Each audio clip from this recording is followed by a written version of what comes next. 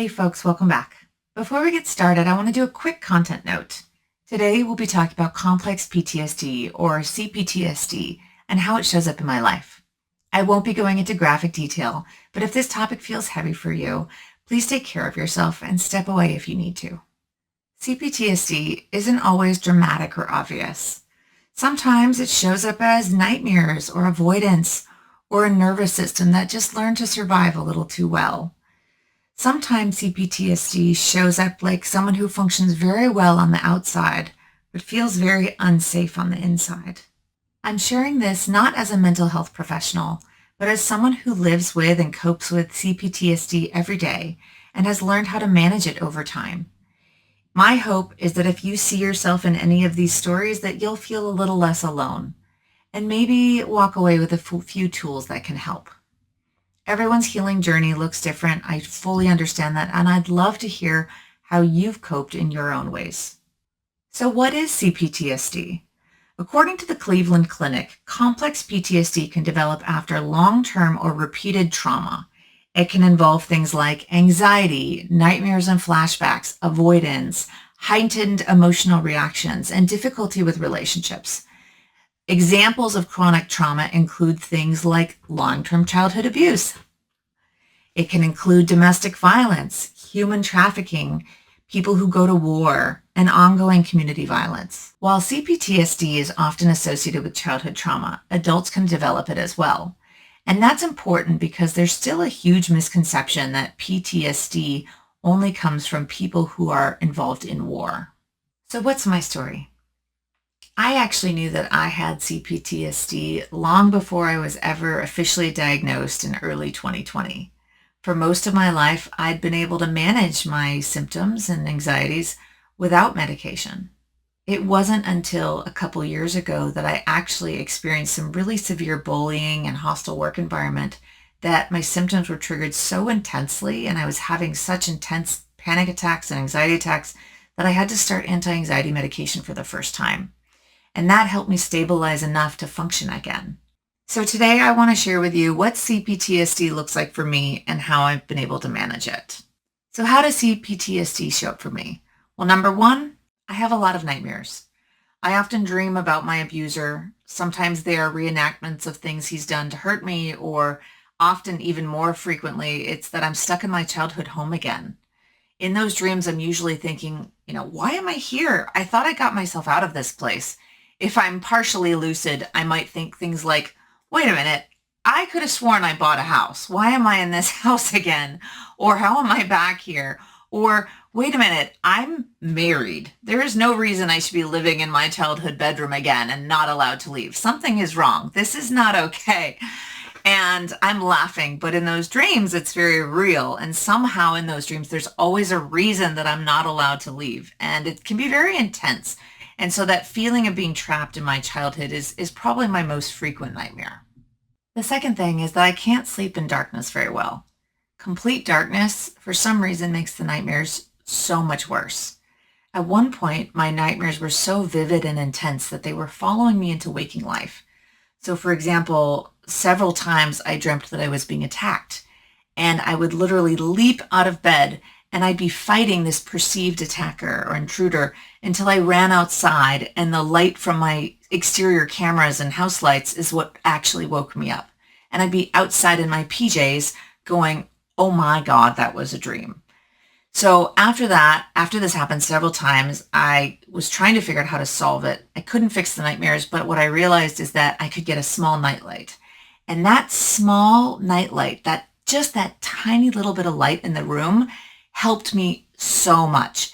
So what that is doing, or what that does for my brain, is that it helped my brain wake up so much faster that even when I did have a really bad nightmare or a dream, whether I'm being attacked or something else, as my brain is starting to panic and wake up and my eyes start to open, that light is triggering my brain to wake up so much faster. And on top of that, of course, I've had therapy and I've been working on handling those past issues, which helps with the nightmares and the dreams. But though just that single thing of adding that light helped so much. The third way that CPTSD shows up in my life is that I have trouble with conflict. Now, this surprises a lot of people that I know. Why? Because in my business life, I handle business emergencies and corporate emergencies very well. Crisis at work, not a problem. I am calm, cool, and collected. I've dealt with everything from active shooter situations to major medical emergencies, and it doesn't faze me. It doesn't rattle me in the slightest. I know exactly what to do and how to proceed and move from there. But interpersonal conflict, when I feel unsafe emotionally, is practically paralyzing sometimes. So what I mean by that is that if a boss is angry and starts yelling at me, or even just angry and gives heavy criticism, or a partner is upset with me, my brain reads that as danger. It feels like my safety emotionally and relationally is being threatened. And that triggers really intense anxiety in me and a freeze response in my body. And so that anxiety is actually what pushed me toward medication a couple of years ago when I had a really bad experience with a boss bullying me, which really exacerbated those anxiety symptoms. And that medication did make a huge difference. The fourth way that complex PTSD shows up in my life is that I'm very hypervigilant. I am always scanning my surroundings for what might hurt me. And as a result, I've always lived with some level of minor anxiety most of my life, sometimes more, sometimes less. For me, CPTSD isn't just what happens on the outside. It also kind of shows up as constant feelings that something is wrong with me and that I'm responsible for everyone else's emotions. And that conflict of any kind means immediate abandonment or rejection. And so even when nothing bad is happening, my nervous system is always bracing for that impact. Next, I want to share an important story, a misconception that I've observed about CPTSD. I once had a boss who was a war veteran with severe CPTSD. He experienced anxiety so bad that he would physically tremble when he was stressed. He would share with us that he was on heavy medication to cope. He would joke about this pharmacy that he carried around when he traveled due to his severe trauma and his CPTSD. So one day he was sharing some of his experiences with me and how he had CPTSD, and trying to be empathetic, I shared that I too have CPTSD. I even acknowledged that I knew that his trauma was very different from mine and frankly much more severe. But his immediate response to me was, "You don't have CPTSD, you've never been to war." That moment was really disappointing to me because trauma and diagnosis is not a competition.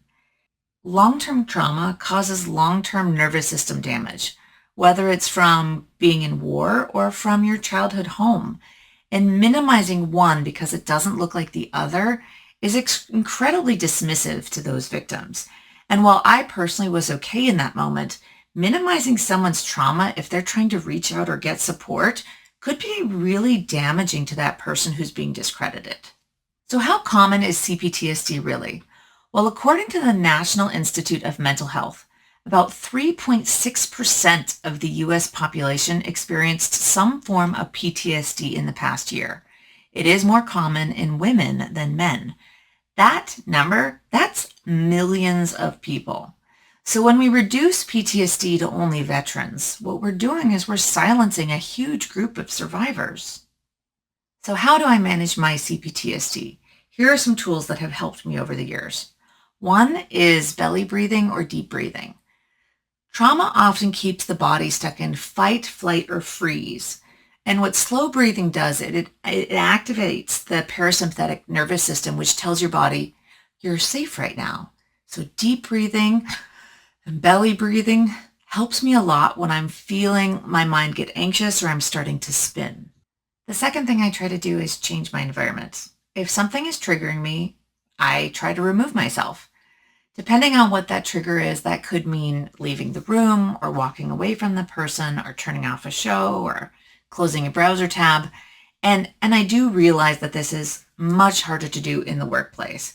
But sometimes you can do a simple white lie and just say, I'm sorry, I need to go take this call quickly, or retreat to the bathroom for a quick break to get some quiet time and kind of resettle your mind.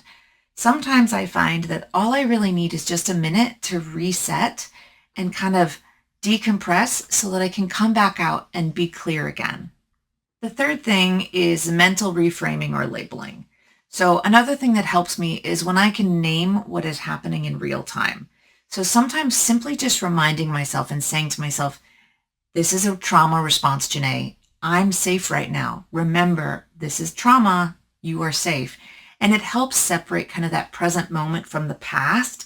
And it reminds me and reminds my nervous system that I'm not actually in danger. The fourth thing, and probably the most common thing I do, is I avoid certain people. So I tend to avoid people who trigger my nervous system, especially people like my mother. If she's invited, most of the time I will not attend. But when I do, I work with my partner to plan exit strategies in case it gets too much for me to handle. And so what that's doing for me is it's making me feel safer and prepared for those interactions that don't necessarily make me feel safe. And so it's not weakness to be prepared and have an exit strategy. It's really just self-protection. And the last thing is that I have a supportive partner. And I know that that's not something we can magic into our lives if we don't have that. But for me, this one is huge. When I find myself spiraling or catastrophizing, my partner's very logical, calm brain can often help me regulate and talk through what's going on and remind me that this is either an exaggeration of the truth or is not something to be afraid of. And so sometimes just talking things out helps keep me from getting lost inside my own thoughts. And that connection in itself is its own medicine. And that doesn't have to be a partner, could be a friend, could be your bestie, whoever might make sense. But for me, that's been really helpful. One thing I want to say that will hopefully give people hope is that things have gotten better with time. The nightmares are fewer, the panic is less intense. I still have CPTSD. I don't think it will ever go away, but it doesn't control my life or impact it as much as it once did. I attribute much of that healing to professional therapy, my own research into strategies and coping mechanisms for healing, as well as talk therapy with the girlfriends. I truly do believe that the more we talk about our trauma, the more it desensitizes our brain to the impact and the less impactful it is when it comes up again. And then also reading survival books from others has been extraordinarily helpful and insightful. One of the best self-help guides I have found comes from NHS Inform, and they have tools on their website for calming yourself, for grounding, challenging unhelpful thinking. And so I'll link that in the description along with another couple of resources that I found helpful that maybe will help you as well. In closing, if you live with CPTSD, I want you to know that your trauma is valid. Your symptoms make sense. Healing is possible, even if sometimes it feels like it goes really slowly. CPTSD doesn't mean that you're broken. It means that your nervous system learned how to survive something very, very hard. And now you get to teach it something new, if you want to. If this topic brings up anything heavy for you, please do reach out to someone you trust or to a mental health professional. I'll also put crisis and support resources in the description. I know that this is hard. I know that having CPTSD sometimes feels very, just very hard. And sometimes doesn't feel like there's a way to fix things that you want to have changed. But there is hope and there are strategies out there. And I know that everyone has different suggestions for healing, and I'd love to hear what some of your own strategies have been in the comments. With that being said, I just want to say thank you again for being here with me. I'm Janae Cherie, and I hope that my story helps you to tell yours. If this resonated with you, I'd love it if you'd like the video or subscribe so more people who need it can find it.